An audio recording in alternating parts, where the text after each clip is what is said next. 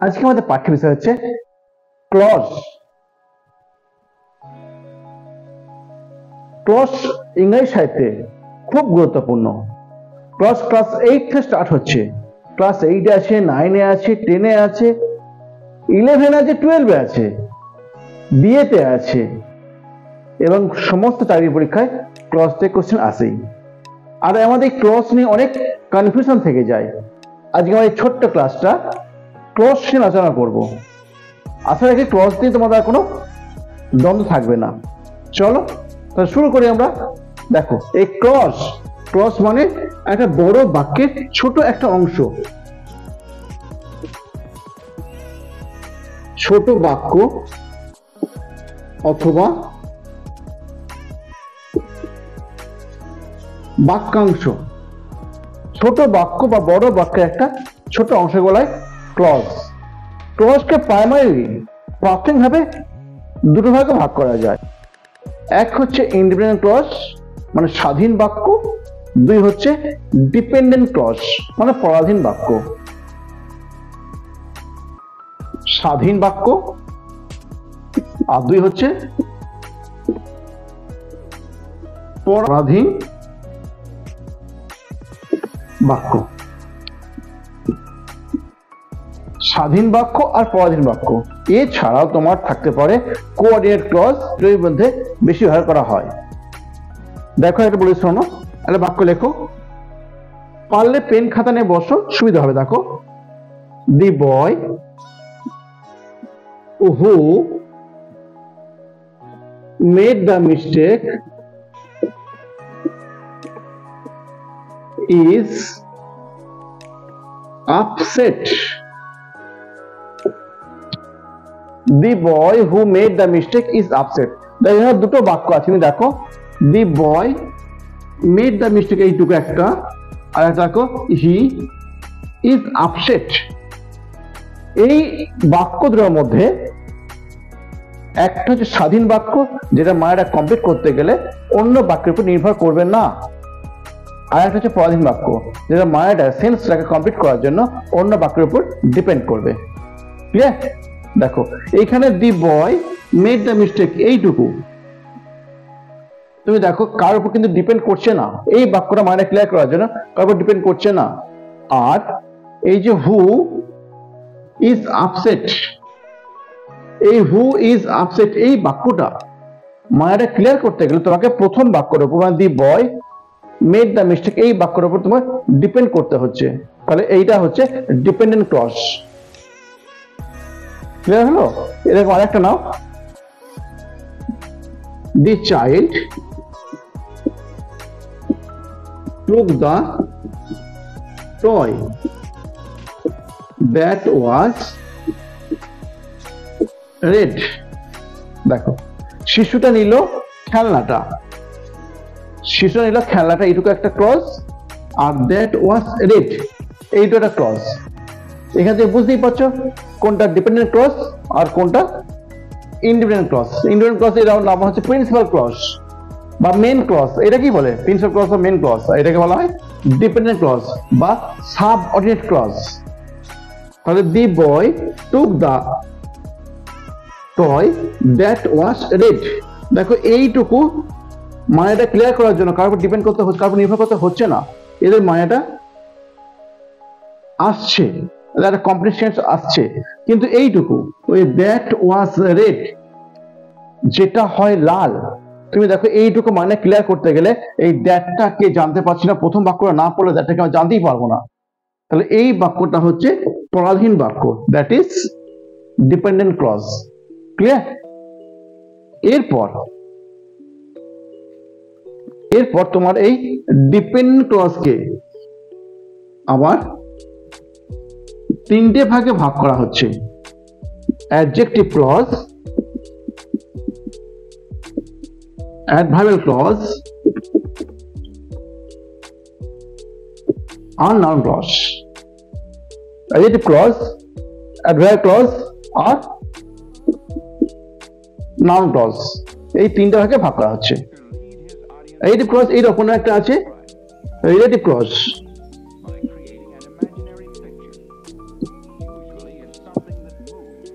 এটা adverb clause. নন clause এর অপর একটা আছে নমিনাল ক্লজ। কেমন? এবার আমরা একটা একটা করে বিশ্লেষণ করি। দেখো এইটুকু ক্লিয়ার হয়ে গেছে তো? আর দেখো ক্লজ মানে ছোট বাক্য বা বড় বাক্যের একটা ছোট অংশকে ক্লজ বলে। ক্লজ প্রধানত দু প্রকার হয়।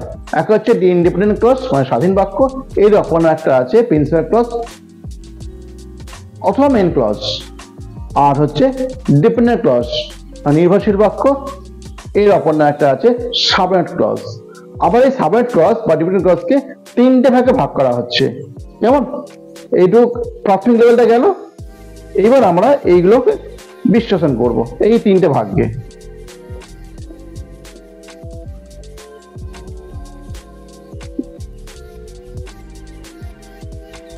দেখো রিলেটিভ ক্লজ অথবা adjective clause. Adjective clause does the work of an adjective of a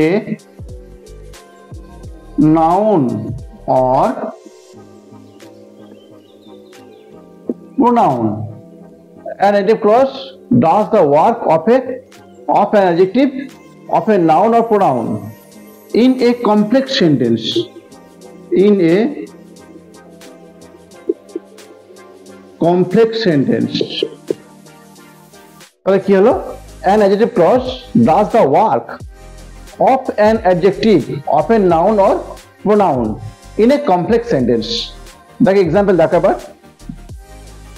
The boy took the bag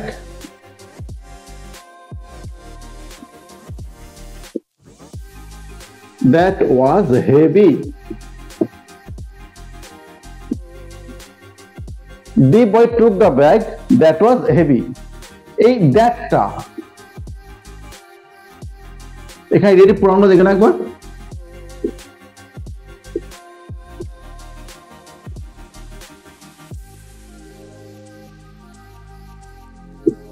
who, which, that, when, where। এই কটা রিলেটিভ প্রনাউন, এই কটা রিলেটিভ প্রনাউন দিয়ে তোমার অ্যাডজেক্টিভ ক্লজ লেখা হয়। দেখো এই যে রিলেটিভ প্রনাউন বলছি, রিলেটিভ প্রনাউন মানে কি? যেটা নাউনের পরিবর্তে বসে সেটাকে বলে রিলেটিভ প্রনাউন। এইখানে দেখো দ্যাট, এই দ্যাটটা হচ্ছে রিলেটিভ প্রনাউন। তুমি বুঝতে পারছো না তাই তো? এই রিলেটিভ প্রনাউন বলছি কেন? এই দেখো না এখানে মেন তো ব্যাগটা নাউন ফর্ম, ব্যাগটার পরিবর্তে তোমার বসেছে এই দ্যাট ওয়ার্ডটা, ওই জায়গাটাকে বলা হচ্ছে relative pronoun. The boy took the bag that was heavy, ঠিক এরকমই। আবার দেখো the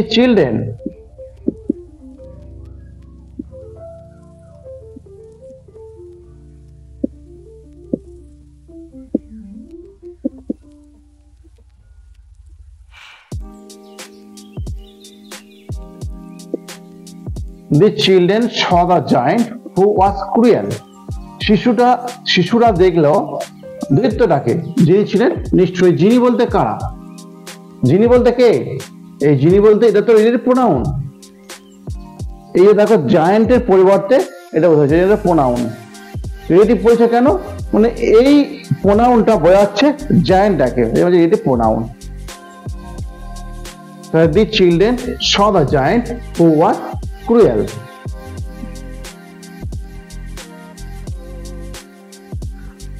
The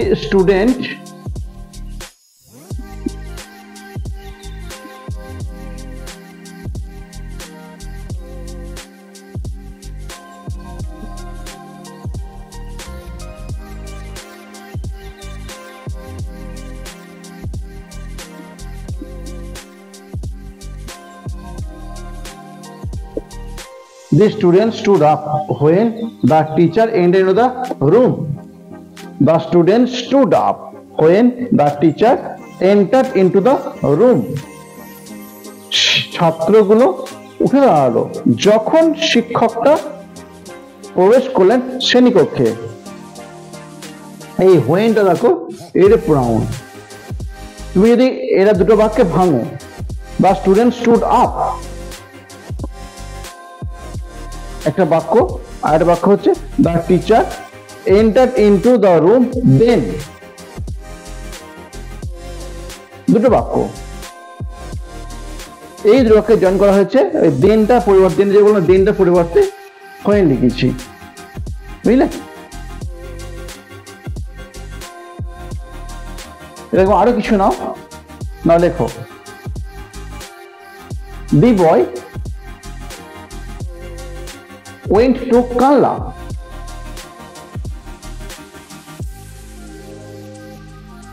ফুল স্টপ দাও, পরে একটা বাক্য লেখো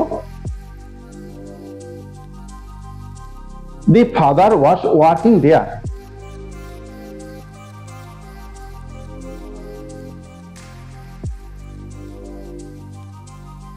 দেখো এই যে দুটো বাক্য আছে, the boy went to Karla, the father was working there. এই দেয়ার বলতে কোথায়? কারলাতে।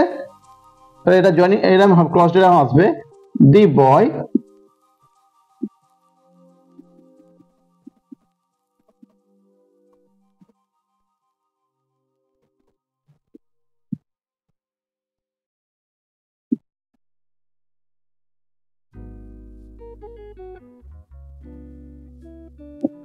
দেখো the boy went to Karla, এই দেয়ারটা আনলিখলাম, দেয়ারটা পরিবর্তে কি লিখলাম?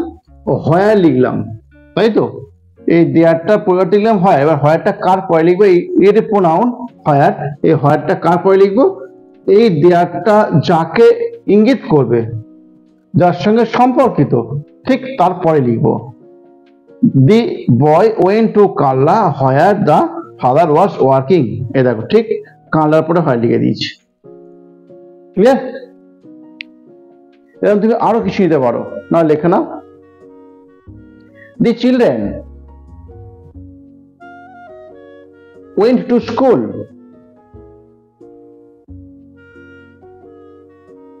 একটা বাক্য, আর বাক্য নাও they learned a good lesson.